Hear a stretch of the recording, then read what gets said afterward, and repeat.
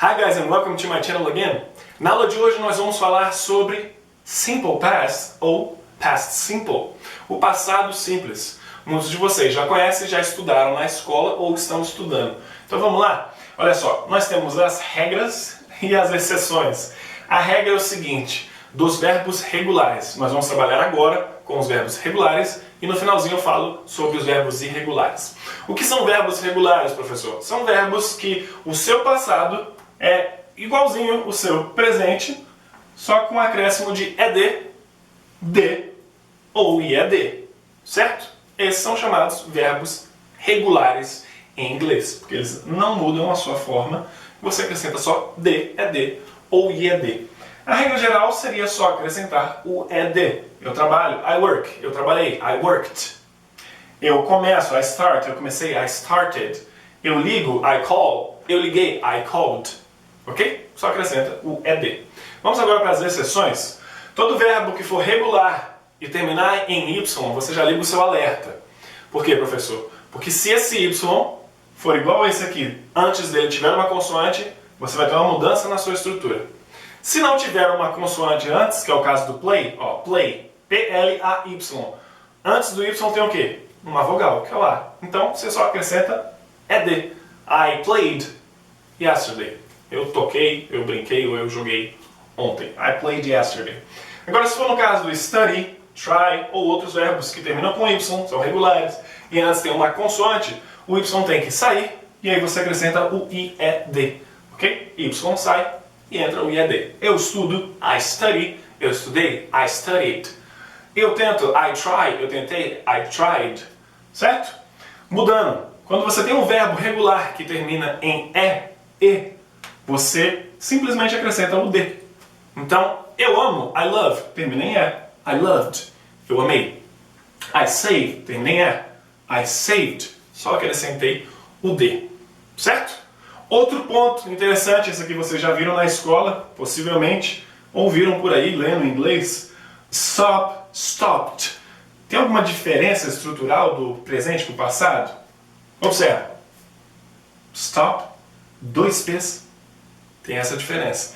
Então o que é isso? Toda vez que você tiver um verbo regular e esse verbo terminar em CVC, o que é CVC? Consoante, vogal, consoante. T é consoante, O vogal, P consoante. Então terminou em CVC e a sílaba tônica é essa última, stop, você vai ter que dobrar essa última letra, clonar ela e aí sim colocar o ed. Então I stop, passado I stopped, we stopped, he stopped, she stopped, they stopped.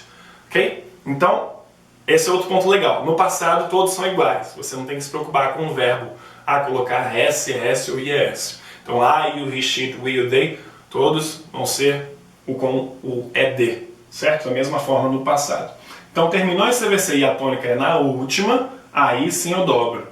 Ah, professor, então toda vez que eu ver o CVC, que eu olhar o CVC nessa frase, em qualquer frase, num verbo regular, eu vou dobrar essa última letra e acrescentar ed? Não. Escute de novo. Se você termina em CVC e a tônica é na última, aí sim você dobra. Nesse caso aqui, esse verbo é visit. Visit. A tônica, ó, visit. Não é visit, é visit. A tônica está na primeira. Então, você não vai fazer absolutamente nada. Então, terminou em CVC, vou dobrar. Não vai, porque não é visit, é visit. Ok? Então, você só acrescenta o ed. Eu visito, I visit. Você visitou, you visited. Ok? Então, é isso. Então, usando o passado, você vai acrescentar o de, ed ou ied.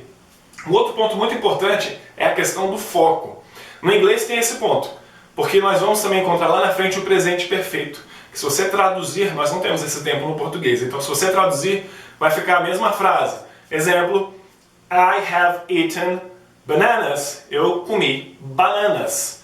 I ate bananas. Eu comi bananas. A tradução é a mesma. A questão é que, numa frase com presente perfeito ou o passado simples, você vai ter um foco diferente. O do passado é o tempo em que aquela ação aconteceu, e do presente perfeito é que ação, o foco vai ser naquela ação que aconteceu. Certo? Então, no passado, por seu foco o tempo, nós usamos esses marcadores aqui. Alguns marcadores que eu coloquei aqui para vocês verem. Então você fala que aconteceu o quê? Aconteceu isso ontem. Aconteceu algumas horas atrás. Aconteceu no último ano. Ou aconteceu em 1990. Sendo que nós estamos em 2014. Certo? Então é muito bom você usar esses marcadores para ter uma frase mais completa. Então, eu trabalhei ontem. Você vai colocar I worked yesterday. Mês passado, I worked last month. Ano passado, last year, ok? 2 horas atrás, 2 hours ago, em 1994, in 1994. Então esses são os marcadores de tempo, expressões de tempo, para te ajudar a ter um complemento melhor e também não confundir com o presente perfeito, que nunca terá esses daqui, ok?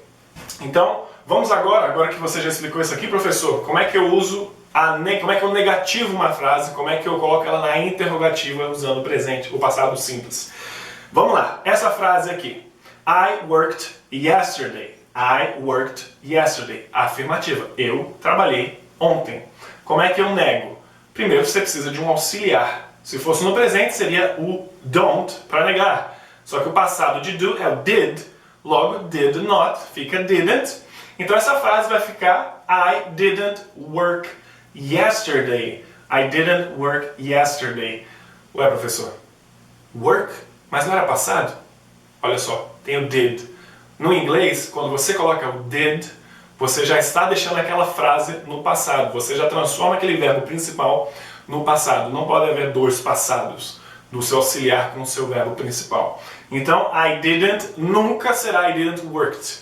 Tem que ser I didn't work yesterday. Certo? Essa é a negativa. Para fazer a pergunta, o que eu faço? Pega esse did dali, tira esse not e inverto com o seu sujeito. Então, I didn't work yesterday fica Did I work yesterday?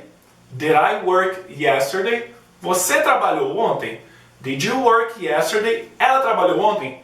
Did she work yesterday? Então você vê que todos são iguais, todos os pronomes.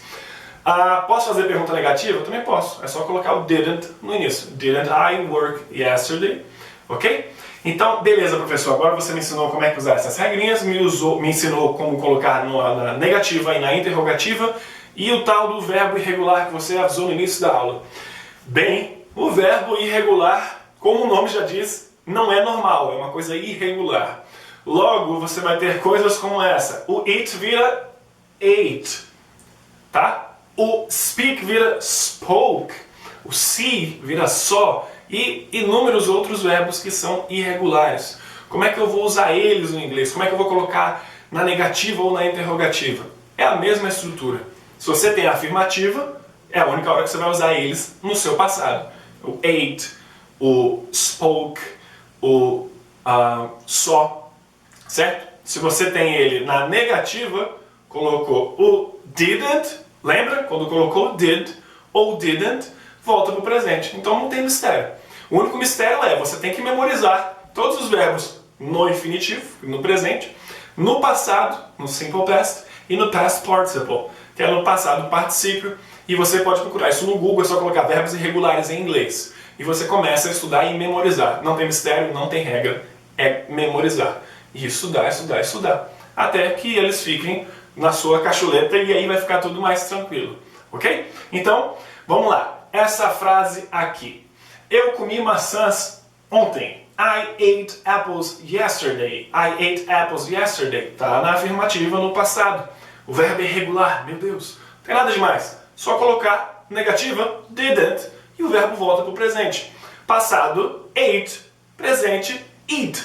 Então, I ate apples yesterday vai ficar I didn't eat apples yesterday. I didn't eat apples yesterday.